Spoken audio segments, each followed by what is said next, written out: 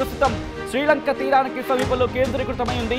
గంటకు 4 కిలోమీటర్ల వేగంతో ముందుకి కదులుతోంది దిత్వా తుఫాను.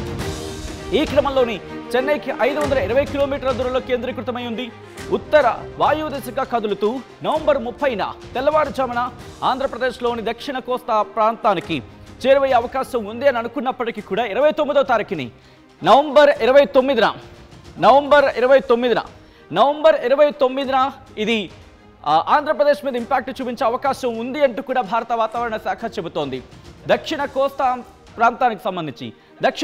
ప్రాంతానికి చేరువయ్యే అవకాశం ఉంది. శనివారం ఆదివారం కోస్తా రాయలసీమ జిల్లాలను భారీ వర్షాలు ముంచెత్తబోతున్నాయా? ప్రస్తుతం దానికి సంబంధించే చర్చ జోరందుకుంటోంది. ఈ క్రమంలో ఇప్పటికే శ్రీలంకలో బీభత్సం సృష్టించింది దిత్వా తుఫాను. ఈ తుఫాను బీభత్సానికి శ్రీలంకలో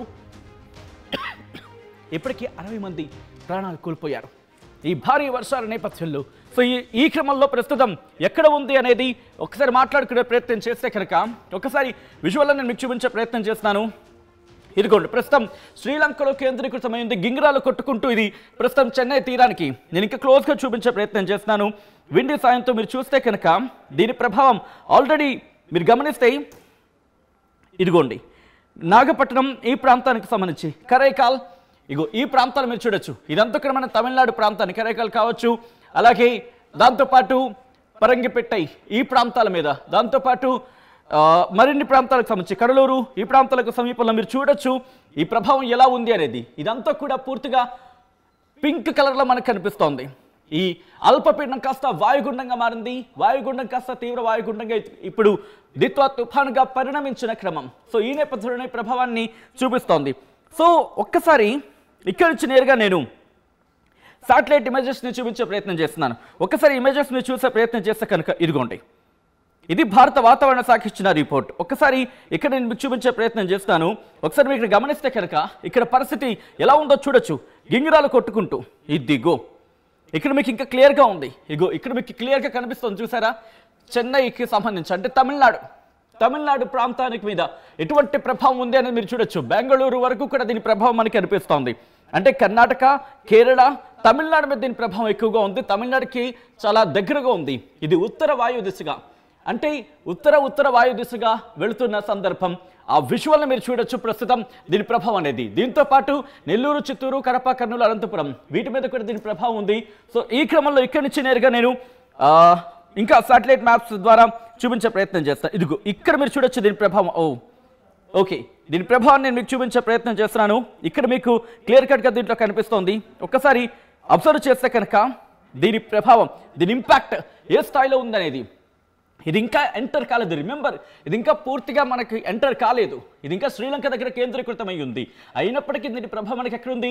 దాదాపుగా దక్షిణ కోస్తాంధ్ర, మరి ముఖ్యంగా రాయలసీమలోని కొన్ని ప్రాంతాలకు, నెల్లూరు, చిత్తూరు, కడప, కర్నూలు, అనంతపురం ఈ ప్రాంతాల మీద మనకు కనిపిస్తోంది. చెన్నై మీద దీని ఇంపాక్ట్ ఉంది. కేరళ మీద దీని ప్రభావాన్ని చూపిస్తోంది. కర్ణాటక మీద కాస్త ప్రభావం చూపించింది.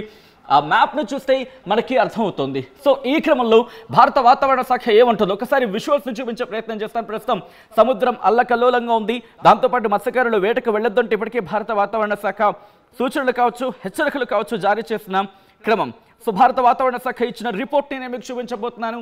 మీరే దీన్ని అంచనా వేసే ప్రయత్నం చేయండి. ఎటువంటి అలర్ట్ ఉంది అనేది ఒకసారి నేను మీకు ఈ రిపోర్ట్లో చూపించే ప్రయత్నం చేస్తాను. ఇది here it is on the screens of RTV. Reporters అయితే మీకు చూపించే ప్రయత్నం చేస్తోంది. ఇదిగో ఇక్కడ మీరు చూడొచ్చు. The cyclonic Storm Ditwah, pronunciation Ditwah, over coastal Sri Lanka and adjoining the southwest Bay of Bengal, it is very likely to cause heavy to extremely heavy rainfall. ఇక్కడ మీరు చూడొచ్చు. It is very likely to cause heavy to extremely heavy rainfall over Tamil Nadu and Puducherry during 28th to 30th November. ఆ తర్వాత ఇక్కడ and over coastal Andhra Pradesh and Rayalaseema. ఇదిగోండి, over coastal Andhra Pradesh and Rayalaseema during 29th November to 1st December. Alert. మరి ముఖ్యంగా రాయలసీమ అలాగే కోస్తా ఆంధ్రాకు సంబంధించి ఆ ప్రాంతాలు 29 నుంచి 29, 31 ఈ మూడు రోజులు కూడా జాగ్రత్త. అంటే ఇంకొద్ది గంటల్లోని తుఫాను ఇటు చేరువు కాబోతోంది. దానికి సంబంధించిన రిపోర్ట్ని మీరు చూడడం జరుగుతోంది. ఇక్కడి నుంచి నేరుగా నేను అలర్ట్ని చూపించే ప్రయత్నం చేస్తాను. భారత వాతావరణ శాఖ ఇచ్చిన అలర్ట్ని మీకు చూపించే ప్రయత్నం చేస్తాను. మీరు గమనిస్తే కనుక ఇక్కడ ఇదిగోండి, ఇదిగో మీరు చూడొచ్చు. ఇప్పటికీ ఈరోజు రెడ్ అలర్ట్ ఉంది తమిళనాడుకి రెడ్ అలర్ట్ని జారీ చేసింది భారత వాతావరణ శాఖ. ఇంకక్కడి నుంచి మీరు గమనిస్తే 29వ తారీఖున అంటే రేపు, రిమెంబర్ ఆరెంజ్ అలర్ట్ ఉంది. ఆరెంజ్ అలర్ట్ జారీ చేసింది భారత వాతావరణ శాఖ రేపు ఆంధ్రప్రదేశ్కి. అలాగే ఇటు తమిళనాడుకు రెడ్ అలర్ట్ ఇచ్చింది, కర్ణాటకలోని కొన్ని ప్రాంతాలకు, అలాగే కేరళకు ఎల్లో అలర్ట్ ఇచ్చింది భారత వాతావరణ శాఖ. అదే 30వ తారీఖున మీరు గమనిస్తే తమిళనాడుకి ఆంధ్రప్రదేశ్కి ఈ రెండు ప్రాంతాలకి కూడా రెడ్ అలర్ట్. రెడ్ అంటే 29వ తారీఖున కాస్త జాగ్రత్తగా ఉండే ప్రయత్నం చేయండి. 30వ తారీఖున మాత్రం రెడ్ అలర్ట్ ఉంది. అంటే రేపటి నుంచి భారీ వర్షాలు ఉంటాయి. ఎల్లుండికి భారీ నుంచి అతి భారీ వర్షాలు కాదు, ఏకంగా అత్యంత భారీ వర్షాలకు దాదాపుగా 20 సెంటీమీటర్ల కన్నా ఎక్కువ వర్షపాతం నమోదైన ఇన్ఫాక్ట్ 20 సెంటీమీటర్ల కన్నా ఎక్కువ వర్షపాతం నమోదైనా ఆశ్చర్యపడవలసిన అవసరం లేదు. అది అతిశయోక్తి కూడా కాదని చెప్పుకోవచ్చు.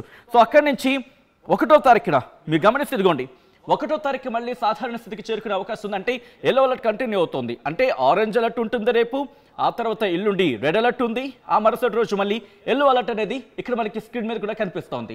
ఎవరెవరికి? ఆంధ్రప్రదేశ్కి, తమిళనాడుకు. దాంతోపాటు 2వ తారీఖున కూడా ఆంధ్రప్రదేశ్కి ఎల్లో అలర్ట్ కంటిన్యూ అవుతోంది. ఇంకా అక్కడి నుంచి 3వ తారీఖున ఉందంటే కనుక మీరు చూడొచ్చు 2వ తారీఖు వరకు కూడా దీని ప్రభావం మనకి క్లియర్ కట్గా ఇక్కడ మనకి కనిపిస్తోంది రిపోర్ట్ ప్రకారం గమనిస్తే.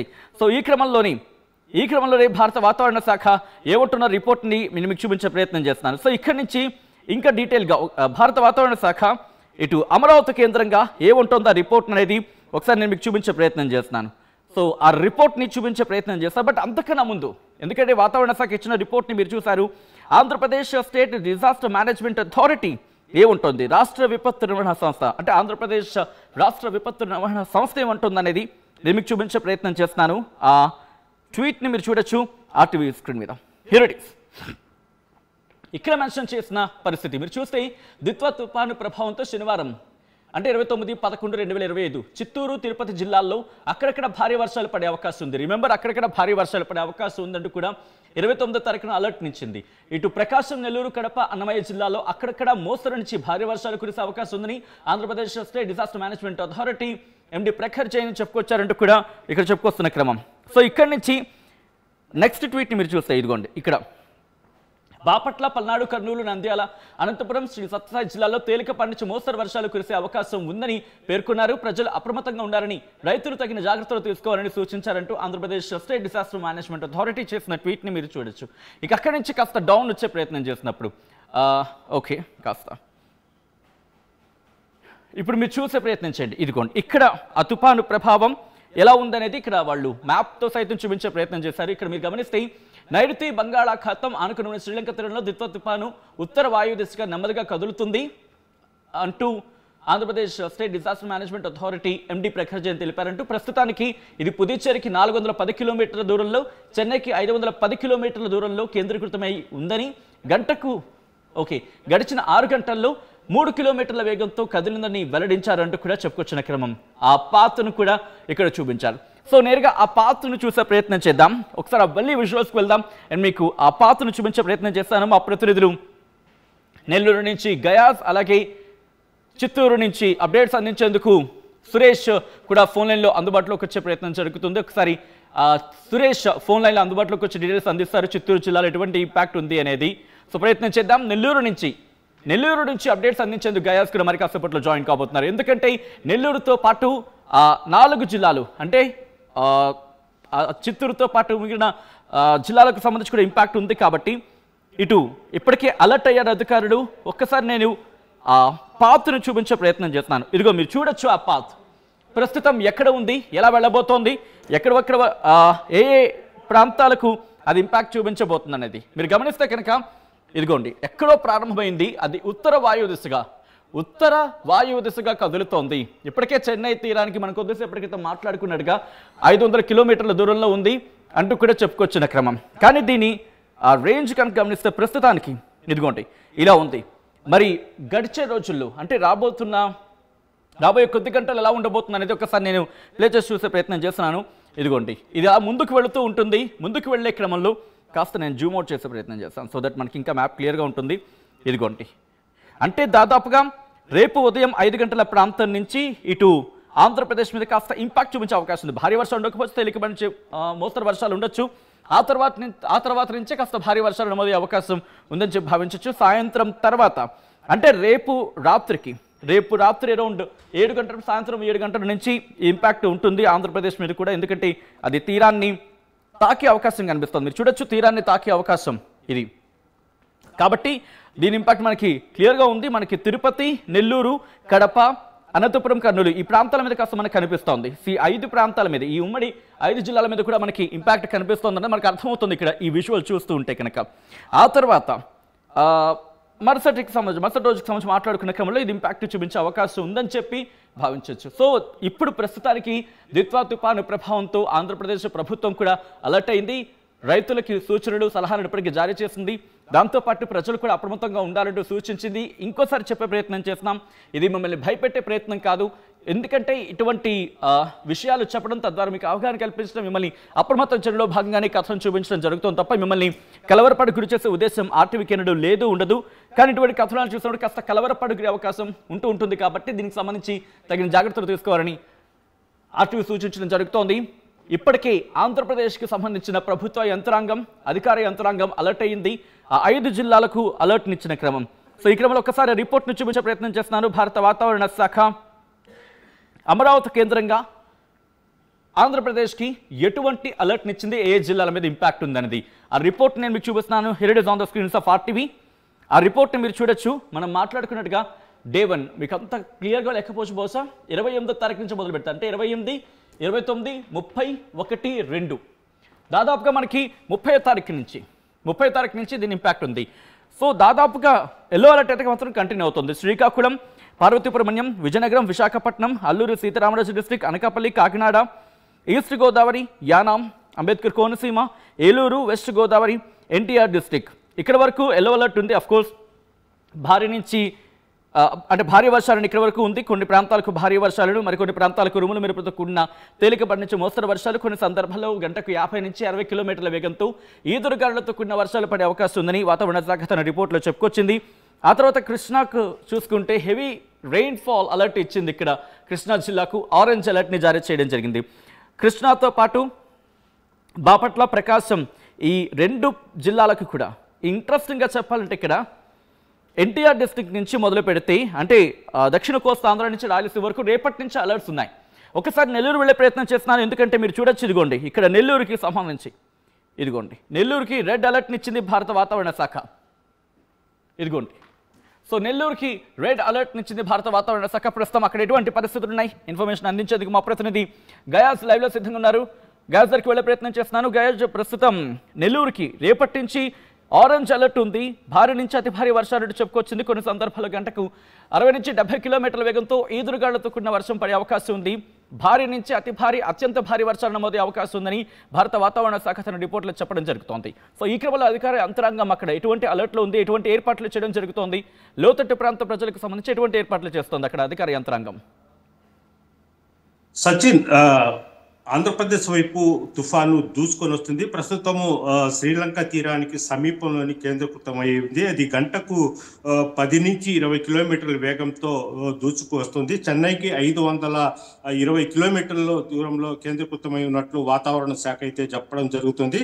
ఉత్తర వాయు దశగా అది కదులుతూ నవంబరు అంటే 29, 30వ తేదీకి తెల్లవారుజామునికి దక్షిణ కోస్తా తీర ప్రాంతాలకి చేరే అవకాశాలు ఉంటాయి. దీంతో మరింత అధికారులు కూడా మరింత అప్రమత్తం చేయడం జరిగింది. ఈరోజు హోమ్ మినిస్టర్ అనిత కూడా ఈ కోస్తా జిల్లాల కలెక్టర్లతో, ఎస్పీలతో కూడా ఆమె సమావేశం, వీడియో కాన్ఫరెన్స్ ఏర్పాటు చేయడం జరిగింది. తగిన అన్ని ఏర్పాట్లు సిద్ధంగా ఉండాలి. అయితే మోదా తుఫాన్కి ఏ విధంగా మీరు సిద్ధపడి ఎదుర్కొన్నారో అదే విధంగా ఎలాంటి ప్రాణ ఆస్తి నష్టం జరగకుండా తగు జాగ్రత్త తీసుకోవాలని కూడా వాళ్లకు సూచించడం జరిగింది. ఇప్పటికే కలెక్టర్లు, రెవెన్యూ, అదేవిధంగా పోలీస్ శాఖ మొత్తం మొత్తము సమావేశం అవ్వడం జరిగింది. మొత్తం ఎక్కడ సముద్ర తీర ప్రాంతాల్లో ఎవరు చేపల వేటకు వెళ్ళొద్దంటూ కూడా వాళ్లకు హెచ్చరికలు జారీ చేయడం జరిగింది. సముద్ర తీర ప్రాంతాల్లో కొన్ని పునర్వాస కేంద్రాలను కూడా ఏర్పాటు చేయడం జరిగింది. అదేవిధంగా లోతట్టు ప్రాంతాల్లో ఉండే వాళ్ళను కూడా ముందుగానే అప్రమత్తం చేయడం జరిగింది. ఎక్కడ ఎలాంటి ప్రాణ ఆస్తి నష్టం జరగకుండా, అదేవిధంగా రైతులను కూడా మరింత అప్రమత్తం చేయడం, ఎలాంటి పంట నష్టాలు కూడా జరగకుండా అయితే అధికారులు ఇప్పటికే చేస్తున్నారు. అయితే ఇది 29, 30 తేదీన హెవీగా వర్షం వచ్చే అవకాశాలు ఉన్నట్లు కూడా వాతావరణ శాఖ అధికారులు అయితే చెప్తున్నారు. అదేవిధంగా పోలీస్ శాఖలో కానీ ఇట్లా రెవెన్యూ శాఖలో ఎవరు సెలవుల మీద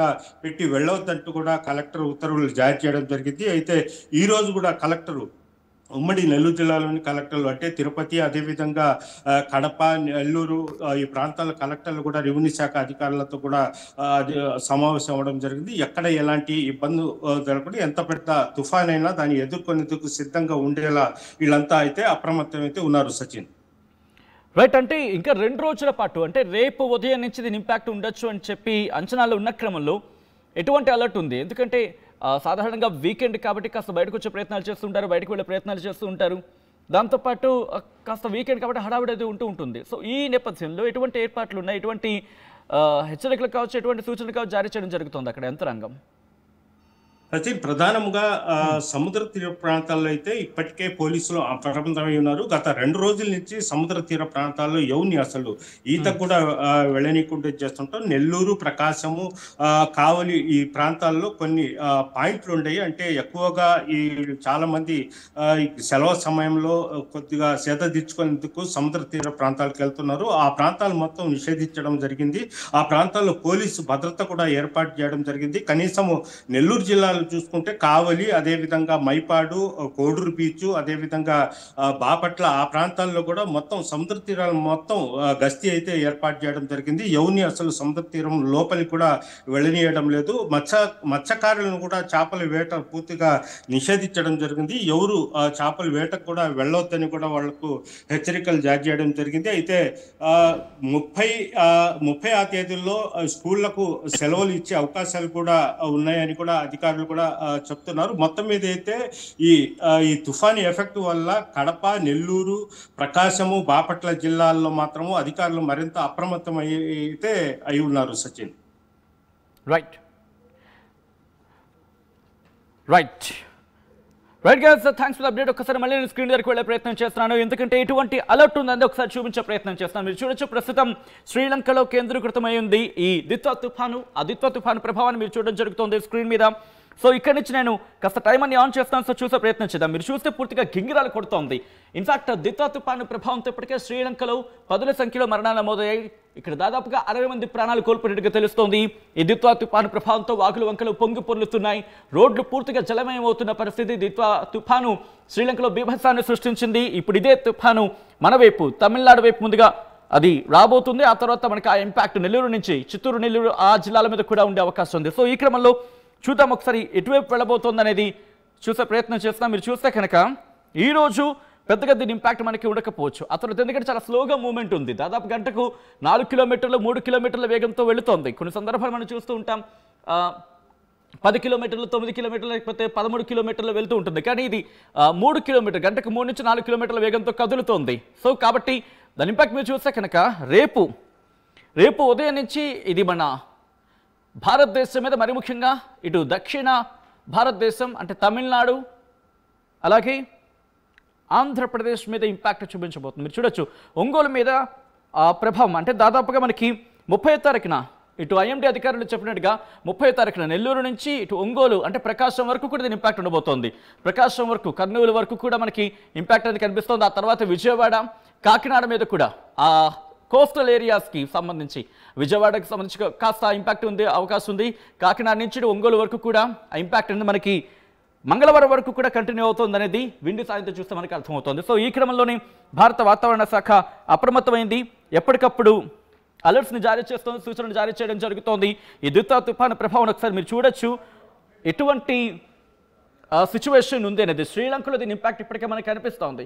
సో ఈ క్రమంలో దయచేసి భారీ వర్షాల నేపథ్యంలో ఎవ్వరూ కూడా అత్యవసరం అయితే తప్ప బయటికి రావద్దు. రేపటి నుంచి ఇంపాక్ట్ ఉన్న ప్రాంతాలు అంటే రాయలసీమలోని కొన్ని ప్రాంతాలతో పాటు అఫ్కోర్స్ రాయలసీమ దీని ఇంపాక్ట్ ఎక్కువగా ఉంది కాబట్టి రాయలసీమలోని కొన్ని ప్రాంతాల వారు ఎవరికైతే అలర్ట్స్ ఉన్నాయో వాళ్ళు దయచేసి జాగ్రత్తగా ఉండే ప్రయత్నం చేయండి.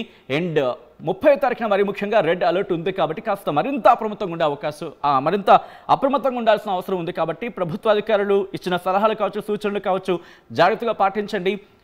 కరెంటు పోల దగ్గరికి వెళ్ళకండి. దాదాపు లోతట్టు ప్రాంతాల ప్రజలు అక్కడ ఎటువంటి పరిస్థితులు ఉన్నాయనేది ఎప్పటికప్పుడు తెలుసుకుంటూ ఉండే ప్రయత్నం చేయండి. అధికారులు ఇన్ఫర్మేషన్ ఇస్తూ ఉంటారు. అండ్ మీ దగ్గర ఉన్న సోర్సెస్తో మీరు కూడా ఇన్ఫర్మేషన్ తెలుసుకొని ఆ లోతట్టు ప్రాంతాలని అక్కడి నుంచి వెళ్ళిపోయే ప్రయత్నించండి, అక్కడ ఖాళీ చేసే ప్రయత్నించండి. ఎందుకంటే తుఫాను ప్రభావం గురించి మనం మాట్లాడుకుంటున్నాం కాబట్టి. ఈ నేపథ్యంలో మీ ప్రాంతాల్లో ఎటువంటి వాతావరణం ఉంది, ఎటువంటి వర్షాలు ఉన్నాయనేది ఒక్కసారి కామెంట్ చేసే ప్రయత్నం చేయండి.